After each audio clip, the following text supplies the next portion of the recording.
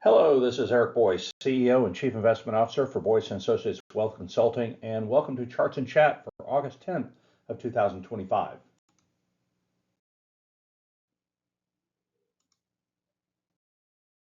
Start the chart pack this week with a discussion of the equity markets. You can see here in this chart from Fidelity, outlined and highlighted here in yellow is this very long-term trend line that we have in the equity markets. This is the total return S&P 500 index, and you can see that the inflection point here was the global financial crisis when we had the market was down basically around 2/3 of its value. And since then, we've had this very methodical and at times maybe not so methodical, but at times maybe more cathartic moves in the market. We've got several notable instances here. We've got the pandemic, and then we've got 2022, and then we've had corrections along the way. And we're going to learn over the course of the chart pack here today that those corrections, those mid-year kind of drawdowns are very, very common. And so these are a little bit more pronounced, obviously, but again, the point here is that for long-term investors, that the long-term trend lines are very well intact, even though we've had a lot of fluctuations in valuation. And valuation is, I'd say, on the rich side right now, certainly not as bad as it was when we were coming out of the pandemic, and there were a lot of companies that were that didn't have a lot of earnings, and so that PE multiple inherently was really, really out of line. But you can see here, this long-term trend line. If we look at the kind of call it the equal weight trailing PE, I mean, line of best fit kind of fits along here in this range here, and we're obviously a little bit above it, but not by much. So when you look at stocks, just slice them up. You've got 500 stocks in the index, and you take the simple average of all of them, not overweighting for cap size, then valuations are not terribly out of line. Now, obviously, stocks need a catalyst to move, and the big driver of that is earnings, and we're going to talk about earnings there in a second. It's just that the S&P 500 doesn't look like it did 10 years ago. It's much more tech centric, and those tech companies have very large market caps, and the cap weighted trailing PE here is what people are focusing on a lot when they talk about the overvalued nature of the market. And from that standpoint, it is. But just to draw your attention back to the equal weighted price to earnings ratio, and that is just slightly above the long-term trend line. So as we kind of exit the second quarter earnings season, the key takeaway is that earnings have been better than expected. That's a very good thing. Estimates had been brought down with the thought that we were going to slow down, and obviously when we had the tariff tantrum, there was a lot of skepticism out there, and so I think in good nature, a lot of the analysts were bringing their estimates down. Well, we have beat those by a pretty fair amount. I think it's pretty reasonable to say that that things have been much better than expected. However, if you miss in that environment where the preponderance of companies that are reporting better than expected earnings, then you get beat up. And you can see here clearly that over time that is certainly the case if you basically underperform the rest of the market. But in particular, this year has been very, very challenging for those companies who can't keep pace with the rest of the market. On this slide, we have a depiction of the weight of the largest stocks in the S&P 500 on kind of a not quite a yearly basis, but looking at them sorted in terms of magnitude. And so this goes to my point earlier about the concentration of the S&P 500 in the very richly valued technology stocks, and that is certainly the case here. If you can kind of tilt your head and look at this chart, we've got 2025, we've got NVIDIA is basically just by itself almost 8% of the S&P 500, and it's got a PE ratio of 58. And then Apple dominates the spectrum in previous years, somewhere in that, we'll just call it in the average of 7%, and you can see the average multiple here is somewhere in the, high 20s to mid 30s. And so, this is the case that we're making. And of course, IBM dominated the index at around 6% of the index back in the 80s. And, you can see, I mean, obviously we've had leadership changes, but I'd say by and large, when you get over to this side, the companies that had the largest share were like really only 3 and 4% when you talk about in the 1990s. And, with rare exception with Walmart in 1992, and it had a multiple of 40 times earnings, that basically you could see here that the largest company share in the S&P 500, with rare exceptions, of course, had multiples that are a lot lower than what we're looking at right now. So basically, you take 2020 and advance all the way through 2025. I mean, this average multiple of the largest stock in the S&P 500 is, at worst like 24 times, and at its peak 58 times. And so that's the regime that we now live in with regard to that concentration. Is just one more way to illustrate it here. So I like to take an opportunity to kind of reset things back from an education standpoint, look at historical returns. So, we talk a lot about valuation. We talk a lot about like inflection points in the market.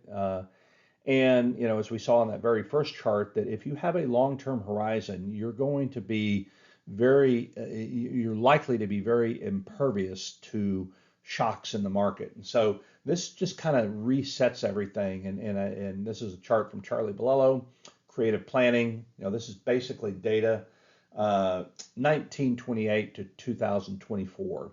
And stocks have returned 10% a year. 10-year treasuries have returned about 4.5%, and 3-month treasury bills are about 3.3%. This is basically a cash return. And so, the 60-40 model here, as it were, basically puts you at an average return of about 7.5%, more or less. And, stocks, you look at bonds that typically have half the return, and in this case, a little bit less than that, but they have about a quarter of the volatility. And that was your model from a financial planning standpoint for many, many years.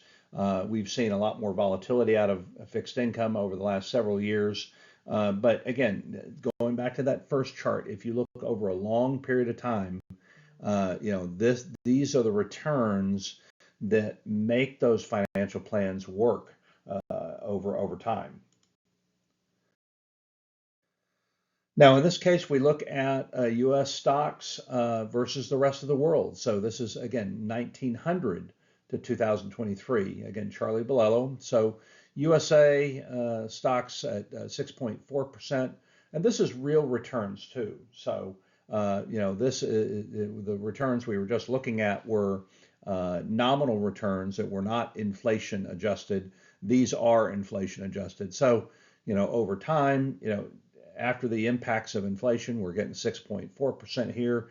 We're getting 5%, in world stocks. And then if we back out the U.S. from the world stocks, we get about 4.3. Here's annualized volatility, and this kind of goes to the heart of why we do diversification across asset classes. So if we look here, again, this is 1928 to 2024. I mean, this is a long period. There's a lot of data points here. Average volatility in the stock market is 19.5%, and that's a very high number. Treasury bonds here, in this case, about 8%, and then Treasury bills about 3%. Now, the comment that I made earlier about fixed income having about a quarter of the volatility, if you use kind of that 3 to 7 year treasury bond basket as opposed to the 10-year, then that volatility actually drops much closer to like the 5 to 6 level. And that's why I say, it has 1/4 of the volatility of stocks. And so again, volatility measures are very important when you're trying to construct a portfolio, when you're trying to understand like the client's tolerance and preference for risk. And this is why we diversify, because this insinuates that you've got basically a 2/3 probability of having a return that is 19.5 percentage points within 19 and a half percentage points on either side of that 10% average return figure. This is a scary chart. It's not intended to be. It just say that drawdowns happen, and this goes back to 1950. And again, just saying that normal volatility would dictate that you're going to have drawdowns within a year, and these are times when you should be opportunistic. And this is certainly certainly our mindset when we go into drawdowns of like 2, 3, 4, 5%, and even 10%. And in April, we had something that felt a lot closer to like 20% at one point. And those are times to look at opportunities and invest. And that's why we do a lot of structured investments around the times of peak volatility. And so this just highlights that drawdowns are natural and very normal in the course of investing.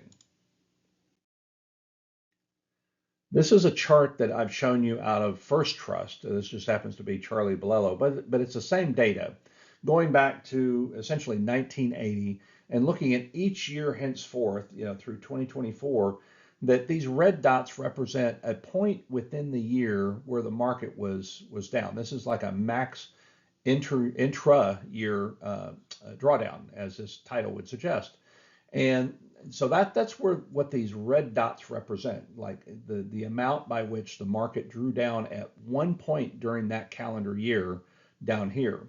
Now, the blue bars represent where the market ended up for the year. And as we know, statistically, the market is up much, much more often than it is down. And there are cases, unfortunately, that we have to draw attention to that.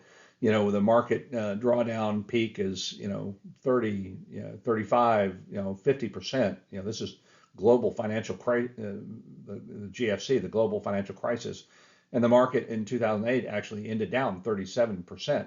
But again, it bounced back the next year. But you've got all these instances where the markets were down by a pretty reasonable amount within the year, but were able to finish up, and in some cases finish up in a very, very robust fashion. Here we have the cumulative 20-year forward returns based on the level of drawdown, within a particular year. And so, these are very large numbers. So again, they're not annualized, but it's just basically 20-year forward returns, and you could obviously discount that by 20 years to come up with an annualized rate. But the bottom line here, and the point that I was making on several slides before this, is that the larger the drawdown, the more opportunistic you should be. And even if the drawdown is not overly significant, you still should be opportunistic, because those cumulative forward returns go up considerably. And it makes sense, like buy on the dips. And there's a lot of speculation at certain points in time. It's like, well, you hear somebody say, well, you shouldn't buy on this dip because it's a false flag, or it's a value trap or something like that. But again, if you're making sensible bets on markets that have long-term growth histories, then it's going to work out in your favor, and you have to be disciplined, and you have to be kind of impervious to some extent to the emotional vagaries of when volatility hits.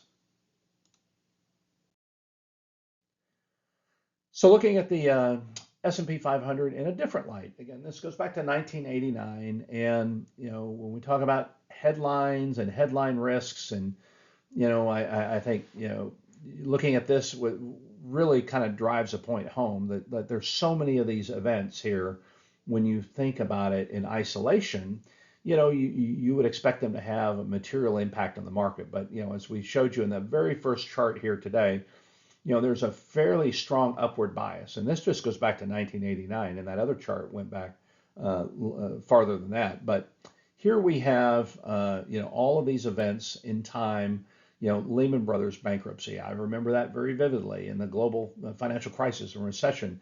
That felt like a very kind of almost existential risk to the financial system itself, And then, but look where we've come since then. I mean, we've had all sorts of things like the housing bubble, China stock market. You got Russia invading Ukraine. Again, geopolitical issues don't tend to have a long-lasting impact to the markets. But you got tariff tantrum, and you got COVID. You got all of these things that impact the market.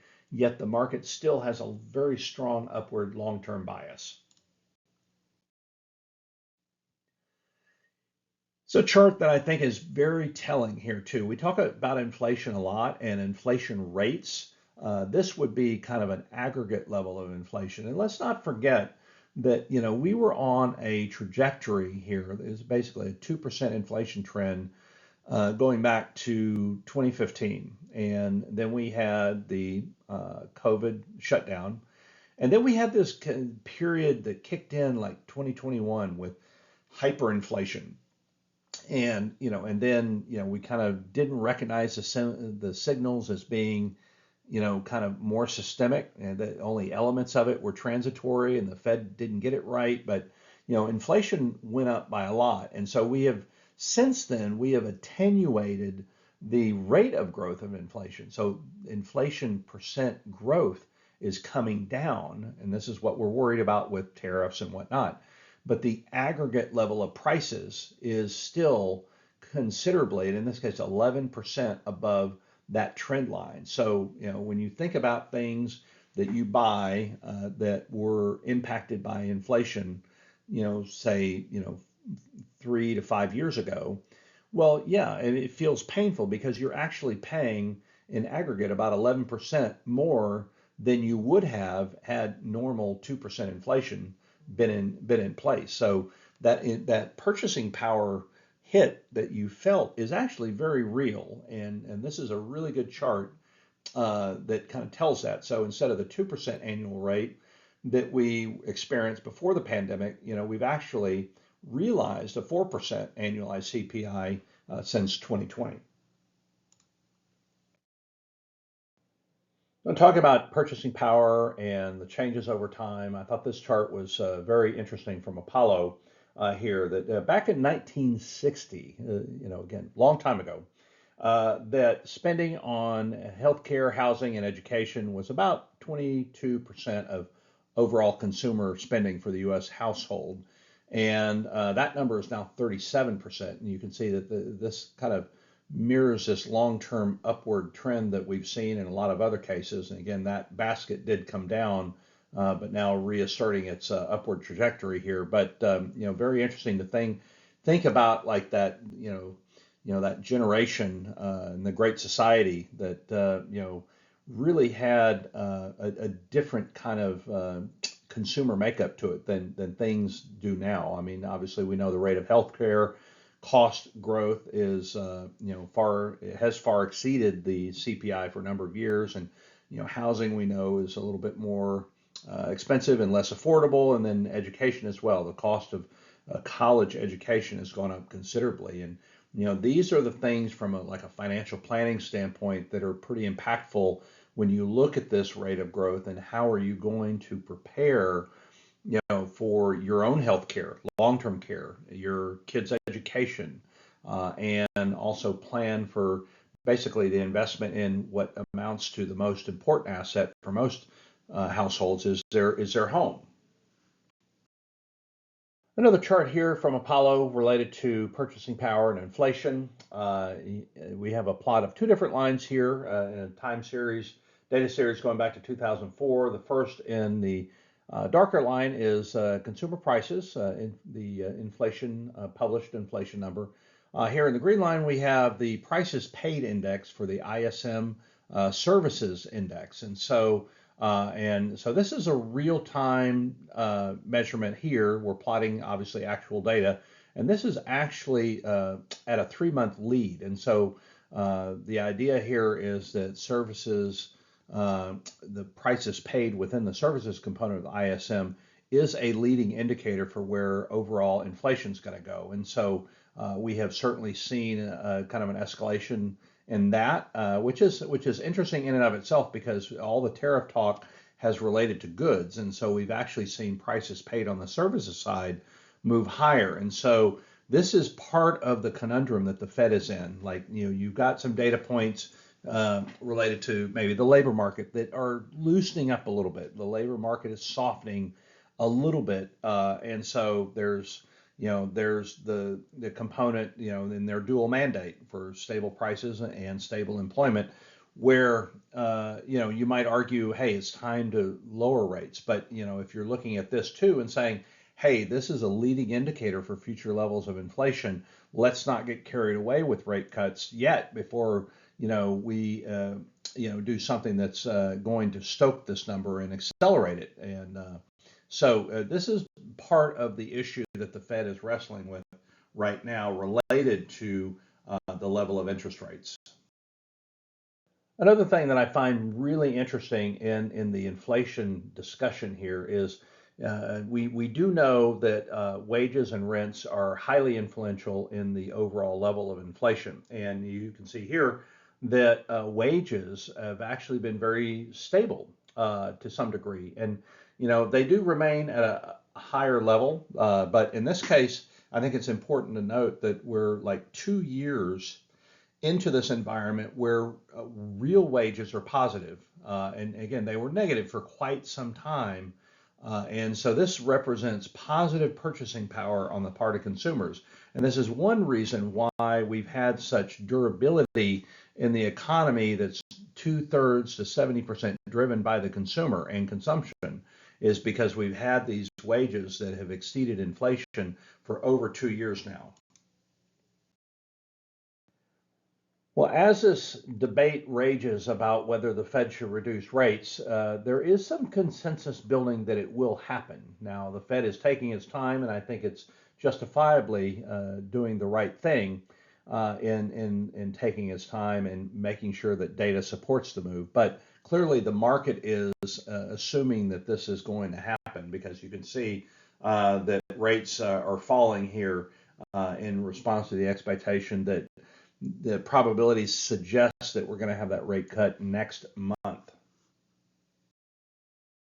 So I've been doing some reading on infrastructure spending, and aside from like utility investments and things like that, roadways, and more of the kind of a hardened infrastructure, we have this whole idea of investing in data centers. And this is a report from McKinsey talking specifically about data center growth, which really had an impact on me as we're sitting here looking at incremental capacity that's coming online and how that tracks over the next 5 years. And so this represents a tremendous amount of capital spending on the part of firms that will be depending on this data center capacity to come online. But it also represents a tremendous opportunity for private capital, private equity. It also represents some tremendous opportunity for helping to integrate AI into a lot of our daily routines, because there is the capacity to support that technology. Not too surprisingly here, in light of the growth in data centers, we have that growth accelerating. You can see that growth was for a number of years fairly linear. Now it's turned kind of geometric at the same time that we've had really a massive pullback in office construction, which we knew was coming, and it's something that's been very visible. We see a lot of sublease space come onto the market, and a lot of vacancies apparent that it's just a hard place to finance right now. But in turn, people that want to build data centers are, generally have pretty easy access to credit. Something that gives me a lot of hope for the future here in corporate America is the growth of applications for new businesses. Basically, you can see here that we have seen a rather dramatic spike over the last year after a prolonged period of consistent, at least consistency in the applications, but we've seen a breakout and acceleration here lately. And I think that certainly bodes well for the rate of corporate formations. It certainly bodes well for mergers and acquisition activity, and it is a sense of some level of confidence on the part of entrepreneurs and business owners. We have some other tidbits here. We've got chance of a Russia-Ukraine ceasefire. Again, I told you before that geopolitics don't have that much of a long-term bearing on stock market performance, but we have seen a little bit of movement here, maybe coming off the top here, but a little bit of speculation. I thought that was interesting in the reading this week as President Trump prepares to meet Vladimir Putin here in just a few days in Alaska. So we talked a lot about the opportunities in the private space, in the alternative space, private credit, private equity, and we spent a lot of time talking about the vast number of private companies relative to publicly traded companies, and particularly here in the U.S. and North America. But there's a huge opportunity globally for the alternative space and for private credit and private equity. And this is just one example of that basically in Asia, essentially 90% of all firms with revenue over $100 million are private. And that really sets the stage for long-term growth in the alternative and private space because of that. There are a lot of companies that are apt for consolidation, for reinvestment, for portfolio building within these private funds. That's all we have for the chart pack this week. I hope you've enjoyed it. Have a great week. We'll talk to you again soon.